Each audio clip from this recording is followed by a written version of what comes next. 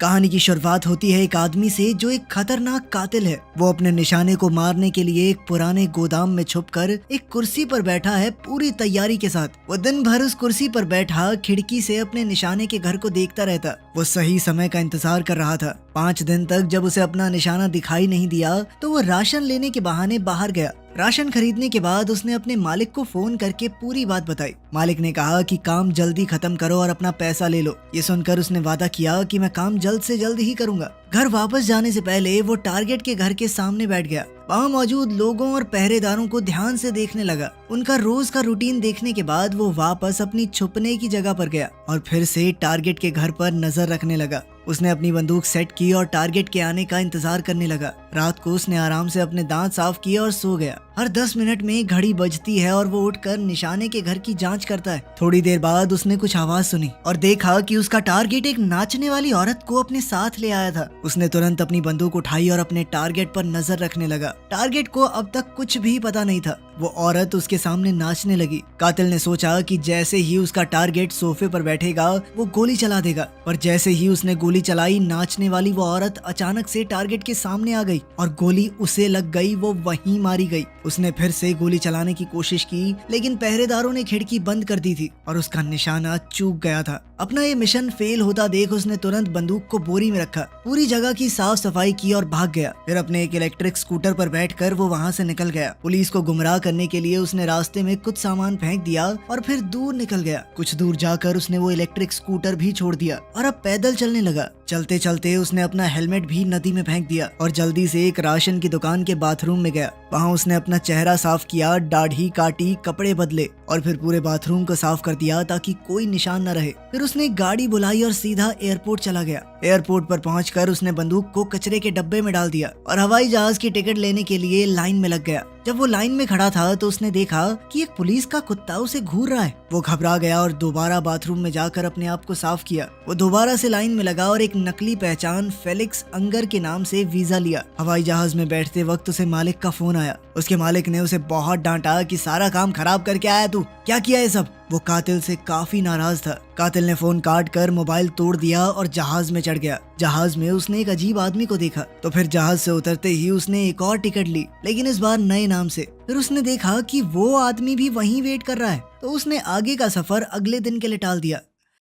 उसने एक होटल में कमरा लिया और दरवाजे पर जाल लगा दिया और खुद चाकू लेकर एकदम चौकन्ना बैठ गया कि जैसे ही कोई अंदर आएगा मार डालूंगा। लेकिन रात भर कुछ भी नहीं हुआ, कोई नहीं आया। अगले दिन वो प्लेन में चढ़कर अपने देश डोमिनिकन रिपब्लिक वापस गया। अपने घर पहुंचने पर उसने गेट के पास एक आदमी के जूते के निशान और जली हुई सिगरेट देखी। उसका शक पक्का हो गया कि यहाँ कोई तो जरूर है। उसने तुरंत बंदूक उठाई और घर की तरफ दौड़ा। घर के अंदर उसने खून के दाग देखे और समझ गया कि कोई तो घर में घुसा हुआ है। उसने अपनी गर्लफ्रेंड को फोन किया। जब उसने फोन उठाया तो वो अस्पताल में दौड़ता हुआ गया। वहाँ उसकी गर्लफ्रेंड उसे बेहोश कोमा में मिली और उसका भाई उसके साथ था। भाई ने बताया कि 2 कातिल, एक आदमी और एक औरत उनके घर में घुस आए थे। उनका असली टारगेट तो तुम थे, लेकिन जब उन्हें तुम नहीं मिले तो तुम्हारी गर्लफ्रेंड के ऊपर हमला कर दिया। उसने बड़ी मुश्किल से उन कातिलों से लड़कर अपनी जान बचाई थी, लेकिन फिर भी काफी चोट लगी। बचकर जब वो वहाँ से भागी और छुप गई तो उसने देखा कि वो दोनों कातिल एक हरे रंग की छत वाली टैक्सी में निकल गए। इस पूरी घटना को समझने के बाद कातिल ने फैसला किया कि वो रात भर अपनी गर्लफ्रेंड की देख रेख करेगा।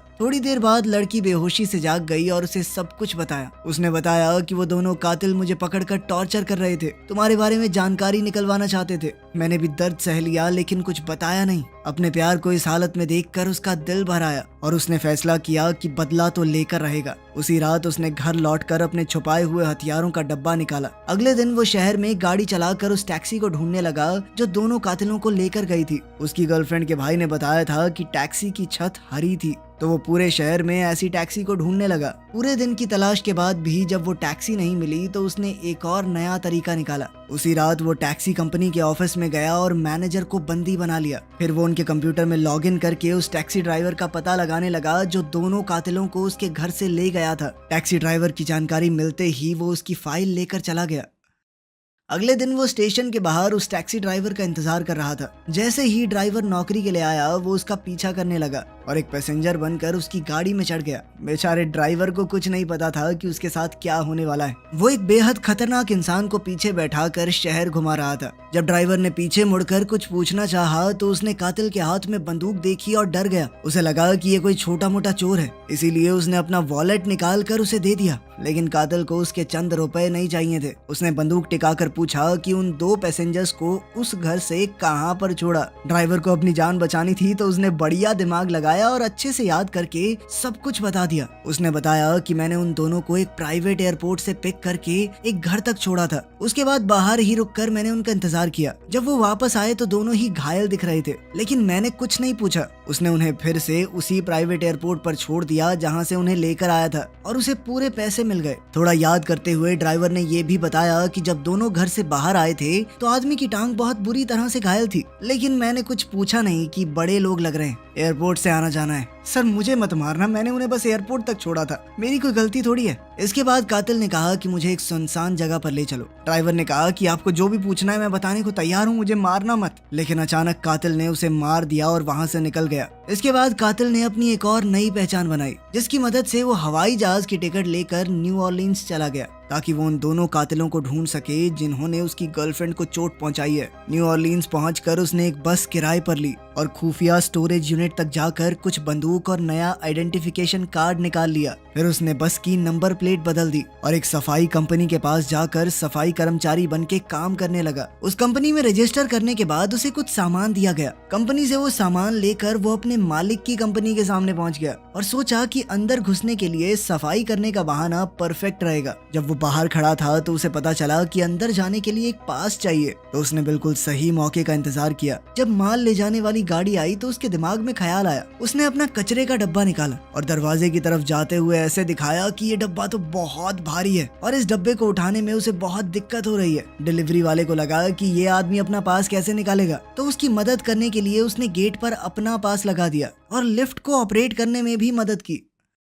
अंदर जाकर कातिल ने सफाई कर्मचारी होने का नाटक किया और कुछ देर बाद डिलीवरी वाला वहां से चला गया। फिर उसने अपनी बंदूक निकाल ली और अपने मालिक के दफ्तर में घुस गया। वहां उसने दफ्तर में अपने मालिक की सेक्रेटरी को देखा। उसने बंदूक की नोक पर सेक्रेटरी से मालिक को बंधवा दिया। उसने उसे धमकी दी कि दोनों कातिलों के बारे में जल्द से जल्द बताओ मुझे। डर के मारे मालिक ने कहा कि मेरा इस सब से कोई लेना देना नहीं है, मैं सच कह रहा हूँ। उसने बताया कि जिस कस्टमर ने फिरौती के पैसे दिए थे वो नाराज है क्योंकि काम पूरा नहीं हुआ। उसने ही वो गुंडे भेजे होंगे तेरी गर्लफ्रेंड पे हमला किया, जिन्होंने मारना तो वो तुम्हें ही चाहते थे पर तुम घर पर थे नहीं तो वो बेचारी हत्ते चढ़ गई। साथ ही मालिक ने कातिल को डांटा कि तुम अपने शहर में वापस क्यों आए हो। उसने कहा कि जल्दी से अपनी पहचान बदलकर सालों के लिए कहीं गायब हो जाओ ताकि वो कस्टमर तुम्हें ढूंढ ना पाए। कातिल ने उसकी सलाह पर कोई ध्यान नहीं दिया और पास ही में पड़ी हुई एक नेल गन उठा ली। पहले उसने नेल गन का इस्तेमाल लैपटॉप पर किया और आंखों ही आंखों में धमकी दी कि अगर कुछ नहीं बताया तो अगली बारी आपकी है सर। लेकिन मालिक अभी भी पता नहीं किस ताव में था। उसे कातिल की धमकी बकवास लगी। ध्यान न देते हुए कहा कि जल्दी से यहाँ से निकल जाओ, समझे? मैंने बता दिया तुम्हें जितना बता सकता था मैं। ये सुनकर कातिल को गुस्सा आया और अचानक मालिक की छाती पर कीलें मार दी। फिर उसने फोन निकाल कर कहा कि जल्दी से मुझे उन दोनों के बारे में बताओ, कौन आया था मेरे घर पर, तभी मैं एम्बुलेंस को फोन करूंगा वरना ऐसे ही मर जाएगा, समझा? लेकिन बात वहाँ तक पहुँची ही नहीं। वो बूढ़ा आदमी बेचारा फटाफट मर गया। कोई जानकारी देने का टाइम भी नहीं मिला उसे। निराश होकर कातिल ने सोचा कि अब सेक्रेटरी को भी मार देना चाहिए, बिना बात के सबूत क्यों छोड़ना है। लेकिन सेक्रेटरी ने जल्दी से उसका इरादा समझ लिया और एक डील उसके सामने रखी। उसने कहा, मैं जानती हूँ तुम मुझे जिंदा तो नहीं छोड़ोगे, लेकिन मेरी लाश को एक ऐसी जगह छुपाना जहाँ वो आसानी से मेरे परिवार को मिल जाए, ताकि कम से कम लाइफ इंश्योरेंस का पैसा क्लेम कर सकें वो। मैं तो चली जाऊंगी लेकिन उन्हें थोड़ा पैसा तो मिले। इसके बदले में वो दोनों कातिलों की पहचान बताएगी। उसकी सिर्फ ये शर्त थी कि लाइफ इंश्योरेंस का पैसा उसके बच्चों को मिल जाना चाहिए। अगर वो उसे मार कर इस घटना को हादसा दिखा दे तो पैसे आसानी से मिल जाएंगे। कातिल इस बात से राजी हो गया। उसकी रस्सियां खोल दी और उसे फिलहाल के लिए छोड़ दिया। फिर उसने मालिक की लाश को लपेटकर अपने कचरे के डब्बे में डाल दिया। ऑफिस साफ करने के बाद वो सेक्रेटरी के पीछे पीछे चल पड़ा। जब वो उसके घर जा रहे थे तो सेक्रेटरी ने अपनी जान की भीख मांगनी शुरू कर दी। उसने कहा कि तुम जो कहोगे मैं करूंगी, प्लीज मेरी जान बख्श दो। पर कातिल ने उसकी बात पर ध्यान नहीं दिया। जब वो गैराज खोलने गया तो सेक्रेटरी ने चिल्लाकर भागने की कोशिश की ताकि कोई उसे सुन ले, बचा सके, लेकिन किसी ने नहीं सुना। कातिल ने बड़ी आसानी से उसका गैराज खोला और गाड़ी अंदर ले गया। अंदर जाकर सेक्रेटरी ने उसे उन दो कातिलों के बारे में बताया और एक पोस्ट कार्ड दिखाया जिसमें लिखा है कि किसने उसकी मौत का ऑर्डर दिया था। जरूरी जानकारी मिलने के बाद उसने औरत की गर्दन तोड़ दी और सीढ़ियों से नीचे धक्का दे दिया ताकि लोगों को लगे कि उसकी मौत एक एक्सीडेंट है और उसके बच्चों को इंश्योरेंस के पैसे मिल जाएं। इसके बाद वो स्टोरेज यूनिट में गया और अपने हैंडलर की लाश जला दी। फिर उसने एक ब्रिज पर जाकर बची खुची राख को हवा में उड़ा दिया। किसी को उस पर बिल्कुल भी शक नहीं हुआ। उस रात उसने बस को अच्छी तरह से साफ किया, वो नकली नंबर प्लेट फेंक दी और फिर अगले दिन बस रेंटल कंपनी को वापस कर दी। फिर वो सीधा फ्लोरिडा गया उन 2 कातिलों को ढूंढने के लिए जिन्होंने उसकी गर्लफ्रेंड को टॉर्चर किया था। वहाँ जाकर उसने सोचा कि पहले उस आदमी कातिल को ढूंढता हूँ, बाद में उस औरत की बारी। उसने ध्यान से मेल किलर का घर देखा जहाँ कुछ आदमी एक कुत्ते के साथ खेल रहे थे। उनमें से एक आदमी को उसने पहचान लिया क्योंकि वो थोड़ा लंगड़ा रहा था। उसने पूरा दिन घर के बाहर सही वक्त का इंतजार किया। शाम को उसने देखा कि वो लोग कसीनो जा रहे हैं तो वो उनके पीछे गया और उन्हें देखता रहा। फिर वो रात में वापस किलर के घर आया लगभग 12 बजे। इस वक्त कातिल अकेला घर पर आया। जैसे ही वो अंदर गया बदले का प्लान शुरू हो गया, लेकिन कुत्ता अचानक उसे देखकर भौंकने लगा। उसने कुत्ते को कुछ खाने को दिया जिसके अंदर नशीली दवाई थी ताकि कुत्ता सो जाए। कुत्ते के सोने के बाद वो घर के अंदर घुस गया और अचानक से किलर ने उस पर हमला कर दिया। उस किलर ने भी पहले से अंदाजा लगा लिया था कि वो बदला लेने जरूर आएगा। दोनों में जबरदस्त लड़ाई हुई। दोनों एक के बाद एक दूसरे पर वार करते जा रहे थे, लेकिन आखिर में जब कातिल उस आदमी पर भारी पड़ने लगा तो ये देखकर उसने बंदूक निकाल ली। लेकिन हमारा कातिल एक कमरे में छुप गया। उसने कमरे से चिल्लाकर कहा कि जॉन, मैं तुम्हारा असली नाम जानता हूँ, आ जाओ, मार दो मुझे, कर दो सारे सबूत खत्म। जॉन ने भी उसका चेहरा देख लिया था तो वो कमरे की तरफ बढ़ा, पर कातिल ने बड़ी चालाकी से बंदूक उठाई और दरवाजे के आर पार गोली चला दी, जिसके बाद जॉन मारा गया। गोली की आवाज सुनकर कुत्ता जाग उठा और अपने मालिक को बचाने के लिए भागा, लेकिन कातिल तब तक घर से निकल गया था और कुत्ते को उसने गैराज में ही बंद कर दिया। उसने एक पेट्रोल बम जलाकर घर की तरफ फेंक दिया, जिससे पूरे घर में आग लग गई और बहुत बड़ा धमाका हुआ। इसके बाद वो टेरेसा नाम की उस औरत के पीछे गया जिसका उसकी गर्लफ्रेंड को टॉर्चर करने में हिस्सा था। जल्द ही वो एक झूठी पहचान के साथ फ्लाइट पकड़कर न्यूयॉर्क पहुंच गया। वहां जाते ही उसने एक गाड़ी रेंट की और टेरेसा के घर तक गया। उसने पूरा दिन बाहर इंतजार किया सही वक्त के लिए। रात को उसने देखा कि टेरेसा घर से निकली और एक महंगे रेस्टोरेंट में गई। उसके साथ एक आदमी भी था। जैसे ही वो आदमी वहां से गया, कातिल अंदर घुस गया। टेरेसा ने उसे पहचान लिया और समझ गई कि वो उसे मारने आया है। उसने एक बहुत महंगी ड्रिंक ऑर्डर की और पूछा कि क्या तुमने अपने हैंडलर को मार दिया? कातिल ने सिर्फ हाँ में सर हिला दिया। उस औरत ने ड्रिंक ली और कहने लगी कि मैंने सब कुछ क्लाइंट के कहने पर किया है, मेरा तुमसे या तुम्हारी गर्लफ्रेंड से कोई पर्सनल बैर तो है नहीं। उसने कहा कि मैं तो टॉर्चर के खिलाफ थी, मेरा सीधा था, मैं सिर्फ तुम्हें मारने आई थी, पर जब तुम नहीं मिले तो जो मेरा साथी था उसने तुम्हारी गर्लफ्रेंड को टॉर्चर किया। ये सब सुनने के बाद भी कातिल ने कहा कि मैं तुम्हें छोड़ूंगा तो नहीं। इसके बाद टेरेसा उसके साथ चल दी एक सुनसान पार्क की तरफ ताकि ये फैसला किया जा सके कि उनमें से कौन जिंदा रहेगा। सीढ़ियां उतरते हुए वो गिर गई और अपना हाथ उसकी तरफ मदद के लिए बढ़ाया, लेकिन कातिल ने उसका हाथ नहीं पकड़ा। उसने सीधा उस पर गोली चला दी। उसका शरीर सीधा सीढ़ियों से नीचे गिर गया। टेरेसा कभी भी उसके ऊपर हमला कर सकती थी। उसने अपने हाथ में एक छुरी छुपा रखी थी। खैर कातिल ने तुरंत पार्क छोड़कर शिकागो की फ्लाइट पकड़ी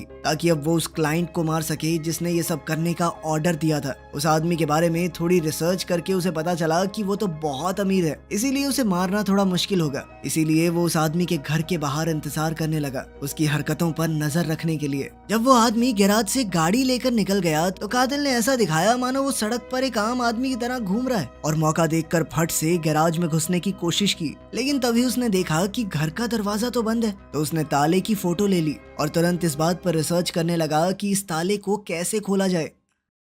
उसने ताला खोलने के लिए एक खास तरह के क्लोनिंग डिवाइस को ऑर्डर किया। फिर वो बैंक गया और अपने सारे पैसे एक दूसरे देश के अकाउंट में जेफरसन नाम के एक आदमी को ट्रांसफर कर दिए। इसके बाद वो एक लोकल डीलर से बंदूक खरीदने गया। जब उसका क्लोनिंग डिवाइस आ गया तो उसने उसी फ्लोर पर एक जिम का सेशन बुक किया जहाँ पर क्लाइंट रहता था। एक सफाई करने वाले से वर्कर पास चुरा कर उसने कॉपी बना ली। उसी दिन बाद में वो अपने फर्जी की कार्ड की मदद से बिल्डिंग के अंदर घुस गया और जल्द ही क्लाइंट के कमरे तक जा पहुंचा। क्लाइंट ने उसे पहचाना नहीं और कहने लगा कि तुम कौन हो, यहाँ कैसे घुस आए? कातिल को लगा कि ये बस अनजान बनने की कोशिश कर रहा है, तो कातिल ने सेक्रेटरी का दिया हुआ वो पोस्ट कार्ड दिखा दिया जिस पर सुपारी देने वाले का नाम लिखा था। पोस्ट कार्ड देखकर क्लाइंट को अचानक याद आया कि ये तो वही आदमी है जो पहले टारगेट को मारने में नाकाम हो गया था। जैसे ही उसे याद आया उसने कहा कि मेरा इस सब से कोई लेना देना नहीं है, उसने कहा कि जब तुम्हारा मिशन फेल हो गया था तो मैंने मान लिया कि चलो भाई इंसान से गलती हो जाती है, लेकिन तुम्हारा जो हैंडलर है उसने कहा नहीं सर ये कातिल की गलती है, सजा मिलनी चाहिए, इसे फेल हुआ है ये। तुम्हारे हैंडलर ने मुझसे $1,50,000 और मांगे ताकि तुम्हें मार दिया जाए और सारे सबूत मिट जाएं। मतलब इस सब के पीछे हैंडलर का ही हाथ था, क्योंकि असल में तो उसे गुस्सा आ रहा था कि उसका आदमी फेल कैसे हुआ। अगर वो जिंदा रहेगा तो हो सकता है पुलिस उसे ढूंढ ले और फिर हैंडलर भी पकड़ा जाए। इसीलिए हैंडलर ने उसे खत्म करने की ये पूरी चाल बनाई। क्लाइंट फिर से कहने लगा कि उन 2 कातिलों को भेजने में मेरा कोई हाथ नहीं था। कुछ देर तक उसकी बातें सुनकर कातिल को उसकी बात पर यकीन हो गया, लेकिन जाने से पहले उसने क्लाइंट को चेतावनी दी कि उसकी पहचान किसी को ना बताए। क्लाइंट ने डरते डरते हाँ में जवाब दिया। फिर कातिल वापस डोमिनिकन रिपब्लिक गया और वहाँ पहले से काफी बेहतर हो चुकी अपनी गर्लफ्रेंड का ध्यान रखने लगा। उसने ये बुराई का रास्ता छोड़ दिया और अब एक आम इंसान की तरह जीने लगा। वीडियो पसंद आई तो लाइक कर देना, चैनल को सब्सक्राइब कर लेना। मिलते हैं अगली वीडियो में।